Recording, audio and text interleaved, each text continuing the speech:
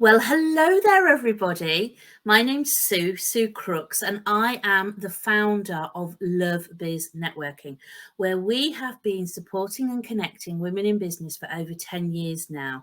And I'm honoured and delighted to be having one of our members from quite a few years, actually, Monica Holton. And I'm just so honoured that she is with us, and she has won an award this year. So very, very much deserved. Hello there, Monica. How are you today? Good morning, Sue. I am absolutely buzzing this morning.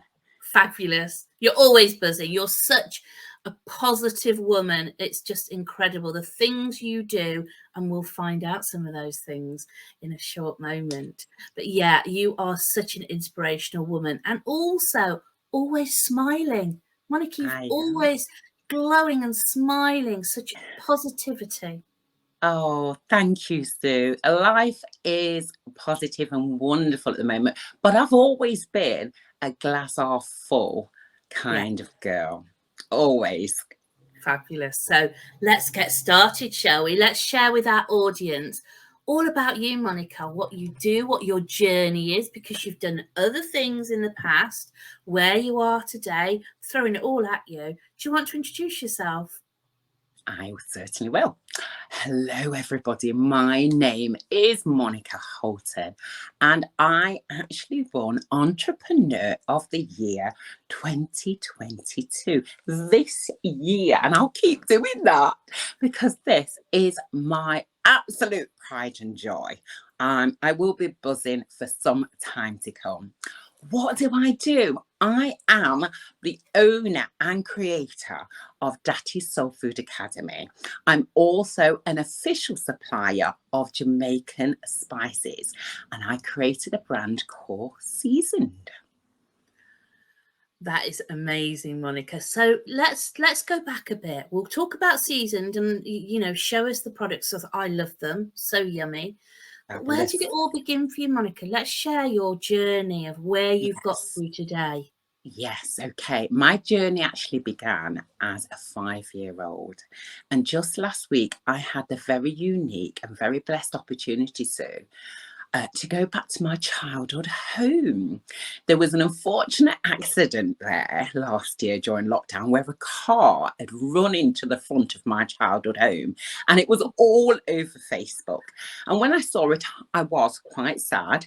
And bless the landlord's brother who posted it hadn't realised it was my childhood home. And so, of course, me being me, saw an opportunity because that's what I do.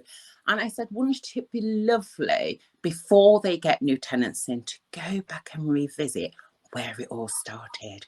And so last week I did a bit of a documentary which will be out later on this year.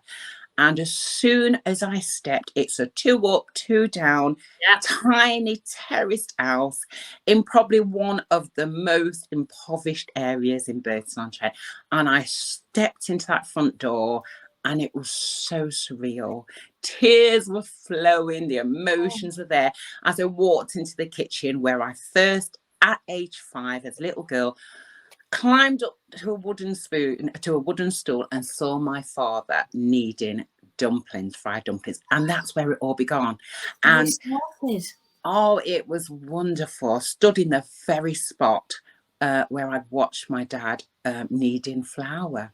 Way back in 1975, Sue. 1975. Oh, you're showing your age there. I am. People will be going, really?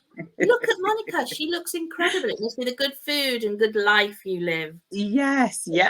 Oh gosh, that must have been such an emotional thing to do to go back. It was. I went to my old bedroom, the garden. I looked in the very spot where my dad used to sit and watch me do numerous amount of shows. He was my Simon Cowell, and he was a stay-at-home father. Mum was the workhorse, so work ethics were absolutely unreal. She was always working, always busy. Hence, it's good to have good work ethic. Yes, absolutely. From parents, I think. Absolutely. So yeah, it was a journey and off, and I probably will never get to do that again, Sue. No. So that's where my love and my passion for cooking Caribbean food came from my parents, from the many times that we've sat around as a family of 10 children, plus my gran and my mum and dad. And meal times were just incredible. They were just such fun and laughter, and you'd hear all the gossip and share all the love, and you'd get to contribute to your little bit as a child, and you know, that full unconditional attention that I just remember so vividly. Oh, do you know what, Monica? That sounds so wonderful for a family to do that, and I don't think many families still do that today. No. I think we're always so busy, aren't we? Whatever, even the children, they're out doing clubs and this in today's age, that we do miss that. I think that community and family spirit at meal times, and it's so important. It's so important. When I was young, we would always sit down, but actually, when my daughter was growing up, she would be doing this, that, and the other, and sometimes it would be a microwave refresh meal, and you sit there watching TV with your meal on your own. So it's wonderful that you have such happy memories from your meals. But it didn't all happen straight away, did it, Monica? No, it's certainly never. What other things have you done in your life? Oh my, how much am I allowed to say? There are things you perhaps will never know about me. We won't share that. You are such a giver, aren't you, and a caring person, and giving to others. Yes, I've realised that, and I've learned this year since winning the award to embrace that and accept that that's who I am. And before, when people used to say that to me, and they have my whole life, I used to struggle with it. I was like, oh gosh, am I really? I don't really do much. And I'm very humble and always have been. But again, I was brought up in a Pentecostal church in a very close community here in Burton-on-Trent, where my whole life I saw my parents offer their home, open heart, open home. And I suppose I witnessed them counselling people, loving people, nurturing people. And again, I have to say that must be where I got it from, because I left school at 16, went into retail, and even in retail, I was winning awards monthly for customer liaison officer or best customer service. Doesn't surprise me. Oh gosh. So it was in 1999 that I saw an advert for a local charity. So there's a local homeless charity offering a support officer's role. And I thought 16 to 25-year-olds are homeless, especially 16 to 18. I couldn't comprehend how we had homeless people in Burton back in the 90s. And so I applied. I got it. I worked up over the 12-year period from support officer to housing support manager, heading 3 projects, 72 tenants, 7 departments, lots and lots of staff, lots and lots of compliant contracts. And I loved every single minute of it. It was just... it was probably the foundation for what I'm going through today with corporates. Put me in good stead, and it set the foundation, because, you know, it was a competitive field. It was very much a male dominated field. And here I was, and I have to say, I was the only Black woman. So not only the only woman, but certainly the only Black person, as I sat in corporate and county and borough meetings and negotiated with MPs, etc.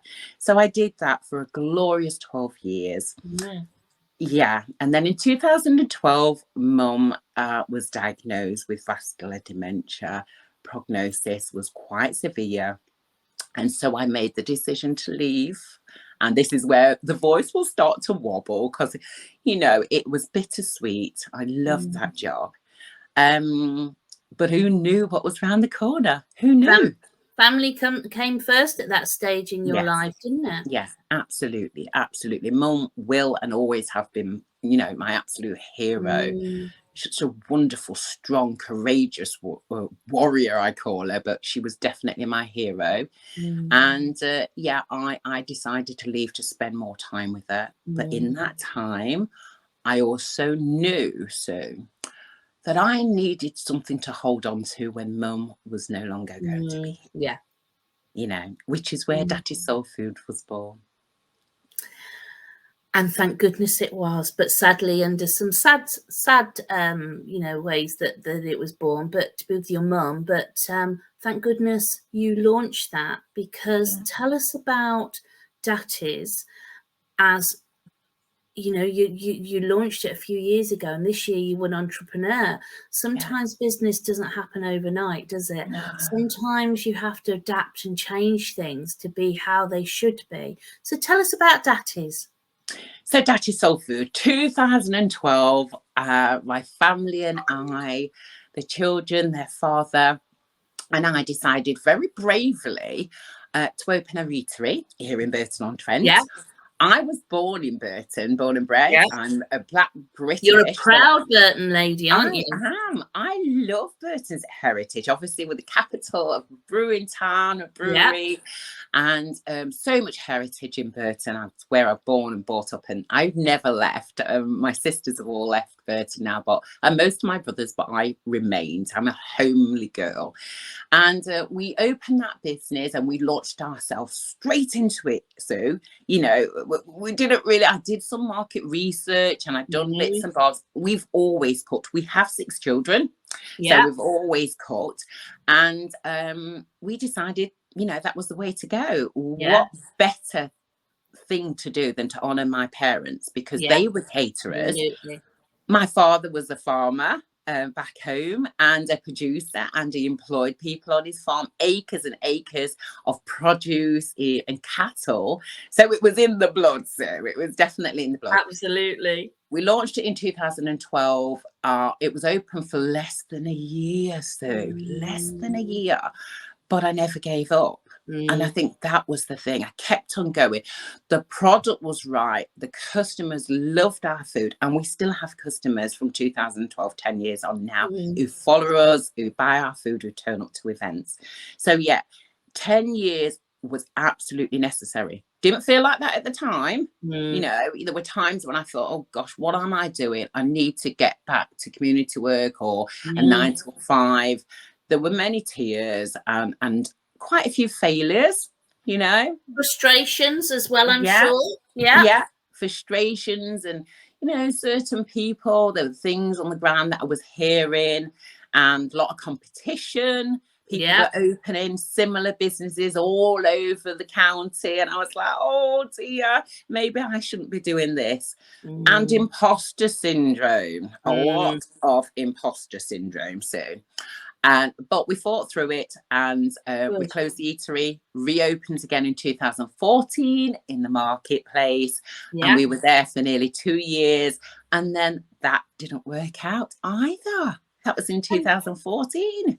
Do you know what? Things like this happen in business, and we're delighted to have a speaker with us in August who also shares the uprise of her business and the downfalls and where she is today. And sometimes you have to go through these things. Yes, you do. To be able to grow from it and learn from it.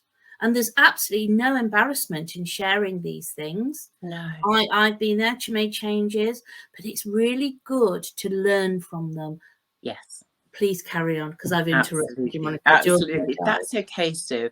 And I can just reiterate that, looking back and reflecting now, all of those, I don't even call them failures now. There were opportunities to learn, you know, to build resilience, to become an expert within the field because you'd been there, you'd done that. You now know what works and what doesn't work.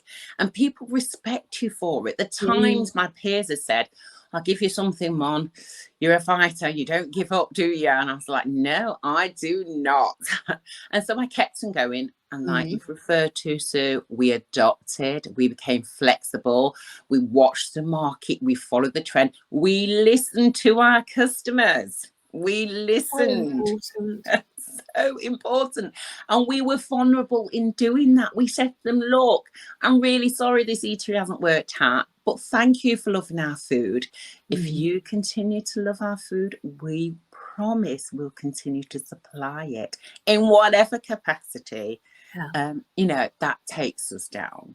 And so fast forward, obviously, to the lockdown. And here I was attending a certain person's marketing mastermind 6-week course. And I have to give that a mention because it was the turning point. Because you said, Sue, on that mastermind, amongst many other things, that we should focus on one area of our business. And that's what I did. And I thought, I've not done that. I must be focusing on several areas all at the same time. So my head was spinning. I was here, there, and everywhere. Yeah. And so once I'd done that, at the same time, people in Burton couldn't go out for dinner. They were cooking from home, and they approached me. It was my son said, please, Mum, I've got friends that were absolutely dying to eat some Jamaican cuisine. Can you please start to cook? And I'll deliver. And so that's what we did. We started to deliver from home, and it reignited a passion for cooking for people and producing good, authentic Caribbean food. And that's what brought us to this point, because during that time, people wanted to know how to cook Jamaican food. And I put together a blend of seasoning. And I know we're going to talk about this. This was the original blend I put together. Handed that out to a few family members who came back and said, oh my gosh, what is it? Where can I get it from? When are you going to patent it and make it available? And there was the light bulb moment. Oh my God. Over the last 40 odd years, I had no idea, Sue, that I had developed this skill for blending the perfect Jamaican seasoning. And I have to say, the audience, I have tried some of them. And in fact, the first time when you were first doing this, you sent me some, and I made the most amazing chicken dish. And I'd actually used your spices with Sue Tonk's Hydro vegetables. And I just threw it all together. But because it had the right spices, oh my goodness, it was just wonderful. And I made it for myself and my neighbour in lockdown, or a bit later on in lockdown. We even had some rum, Monica. Oh my. Authentic Jamaican meal. And I've tried other ones, and you've actually built now, haven't you? You built the range. So share with us one. Yes, so that's the original. Oh dear, there goes the award. It's okay. That's okay. You'll win another one, I'm sure. Right, okay. Original season, that was that one. Next came the curried blend. Yeah. As you probably know, I don't know if the light's getting that properly. There we go.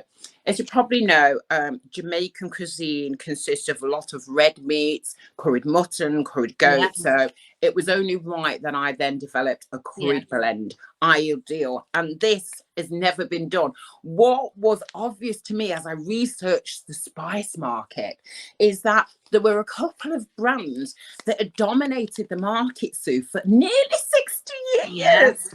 And there was no challenge. So as I realised, I got really excited. And I thought, this has never been done. There is not a Jamaican spice on the market that you don't have to add 1, 2, 3, 4, at least 5 other spices to.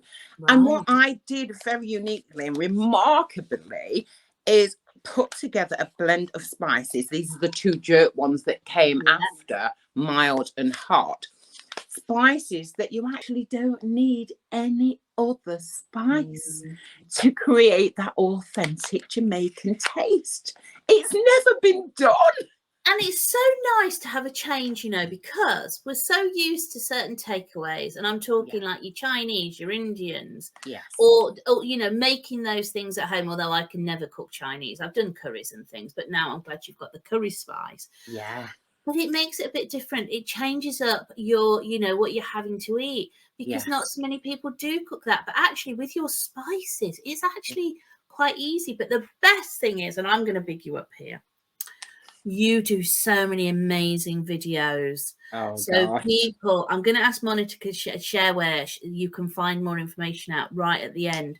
But she does these fantastic videos showing us what we should be making and things. And you are born for that, Monica. And people probably watching, you just have this absolute wonderful aura about you. And audience, please go and watch Monica because she's fabulous. She is such a professional. She should be on the TV. But maybe that's the plan. We haven't really got time to talk about going forward, really. But let me ask you, because here we are with Datties, and you won this award. So I've asked all our winners, how did you feel firstly to be nominated? And how did you feel getting an award on that night? To be nominated was very humbling. There's something just so magical about any member of a ladies group, and particularly LoveBiz. I've been with LoveBiz now for 5 years. Yeah. And if one of the many hundreds of ladies had nominated me, just one, for me, that means I've done my job. That means I'm out there and visible, and somebody's been inspired by me. And that, to me, I know it just fills me with so much joy and emotions. Yeah. But to be nominated several times and then to get to the finals, honestly, so it was, it gave me such a boost. You know, it's a time where you, again, this imposter syndrome. Oh my God, can I really do this? I wasn't born in a situation or environment where, you know, this is normal, because it's not normal. Have a look round. Is there anybody I can aspire to be like in my reach? You know, is there anybody like me out there? Is there anybody who's ever done this? This was another male-dominated business market. Absolutely. You know, I think we all know of somebody who does a similar, not the same, but sources and things. We all know in the past. We won't mention their names. No. Yeah, you are. And can I just say, Monica, when you were interviewed, we had 3 fantastic finalists, by the way. And I'm sure Sandra Wiggins, one of the judges, she was the sponsor of the event. Yes. You blew us away when you were being interviewed because you shared your story with us about, you know, we won't go into full detail publicly, but you shared that passion. Yeah. And also you have done this literally on your own. Yeah. I know you get the support from your sons and people to support you, but you are the driving force behind Datties. And that is why you won the award, because it's not an overnight success. You didn't start this 2 years ago or whatever. You've been changing and your passion, and here you are today, really successfully getting on. And we are just so proud of you. So proud of you, Monica. You are just such an inspiration. And anyone watching this now, contact Monica to come and speak for you, because you can hear her story, and she is just wonderful on the stage and on meetings. Let her share her story with your audience, because she's so inspirational. Now, Monica, we haven't got much time left, but like you say, you've been a member for LoveBiz for a number of years. Just shortly, is there anybody who's inspired you and worked with you and supported you that you would just like to mention? We always add this bit in because that's what LoveBiz is about, the people who you are members with and built relationships with. Oh, gosh. And isn't that so important? There are so many. If you're visible and you're showing up on LoveBiz, then you're inspiring me. If you post anything, you know, the fact that you are putting yourself out there, that inspires me. But I have to mention Vivian Kane from Vivian Kane Photography. When I walked into LoveBiz, and there were quite a few members I could mention, but when I walked in, I saw this graceful, beautiful. Her stance was, she reminds me of some Hollywood, and she's gonna laugh, I'm sure, where she is. She will laugh. Actually, now you're saying it, I agree with you. Oh my gosh, you know, they absolutely, for me, it was that image of a perfect English rose, and she had the beautiful red lipstick. But then she moved towards, and she was networking with everybody, and she has really been so helpful and supportive to me. gently as well. She has this gentle demeanour that you just want to be around her. She's wonderful. So I will give a shout out for Vivian for her consistency, her grace, her professionalism, and the fact that she is also a giver. She really is. She gives so much of herself. Absolutely. She does so much for others. She's always supporting people at events. If we get, if we have a charity event where we ask for some raffle prizes, I just know Vivian will turn up with something. She's such a giver. And they are very good prizes. I've won a few of Vivian's prizes. She's very generous. As are you, Monica, as are you. Thank Monica, you. People will be watching this. We've come at, sadly, we've run out of time. I could talk to you and listen to you for so long. How can people contact you, Monica? Okay, they can contact me, or you can contact me on, I'm going to give my telephone number first of all. So 07, I know, 07500 561 744.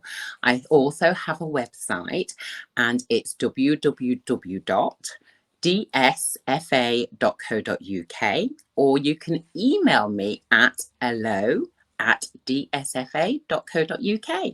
I also have platforms, Instagram, which is Datties Soul Food, and our Facebook page, which is Datties Soul Food Catering. Absolutely wonderful. And I will be sharing this as I put it out across different platforms so people can contact you and buy those beautiful spices. Because one last thing, you can buy them online and you can buy them in local supermarkets, can't you? Yeah. You can indeed. We have now 8 supermarkets, the Pack Continental stores. And can I just add a little bit of an exclusive? We're in contracts, we're negotiating, so I can't disclose too much, Sue. But come around October this year, you, along with hundreds of others, may very well be sitting down and dining in a restaurant where seasoned is on the menu. Can't wait. How exciting. Oh, Monica, it's been just a pleasure to chat with you today. Thank you so much for your time, and take care, look after yourself, but carry on being absolutely blooming awesome. Thank you, Monica. You too. Thank you.